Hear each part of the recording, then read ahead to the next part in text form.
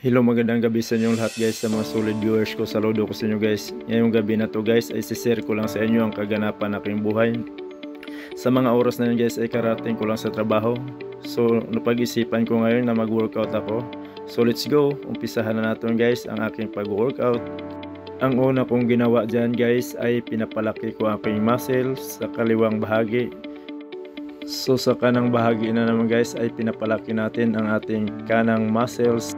Ang pangalawa kong ginawa dyan guys ay dinidevelop ko ang aking abs. So let's go. Pang-apat kong ginawa dyan guys ay halos magkaparehas lang. At ganoon din sa pang-apat guys, halos magkaparehas lang yung forma. Talagang sinisikap ko para marating ko ang aking inasam-asam.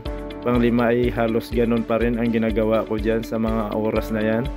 So let's go.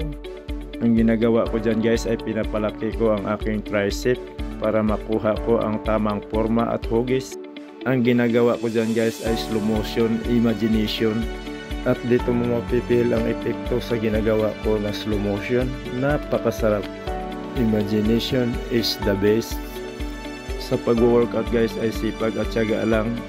Ang the best guys kapag nag-workout kayo ay magbabawas kayo ng kanin or wag kayo magra-rice para may epekto kaagad ang inyong ginagawa.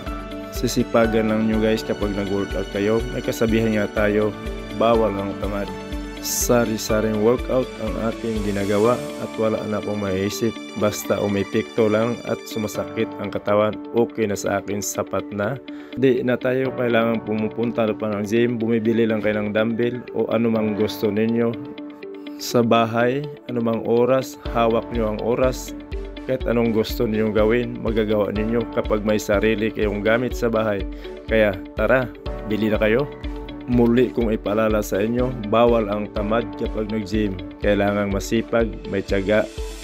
At sa aking pag-share sa mga kaganapan ng aking buhay, gusto ko lang i-share sa inyo ang ginagawa ko na malay mo balang araw gagayahin ninyo para sa kalusugan ninyo.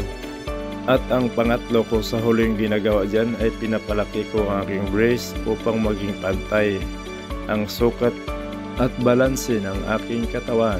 Kahit mahirap, kahit pagod, sikapin mo talaga na makuha kung ano ang gusto mo at marating sa buhay. Ang pangalawa ko sa huling ginawa dyan guys ay sarili ko ng version. At ito lang ang masishare ko guys sa kaganapan ng aking buhay. Maraming salamat po sa inyong pagpanood at sa mga followers ko. Thank you very much. At sa aking paglisan guys, at ako ay mag-iwan ng salitang kapag may tiyaga, may nilaga. Kapag mag-workout, bawas ng kanin. At ito lang ang masishare ko guys sa mga kaganapan ng aking buhay. Hanggang dito na ako guys. Maraming salamat sa inyong pagpanood. Saludo ako sa inyong lahat. Thank you for watching.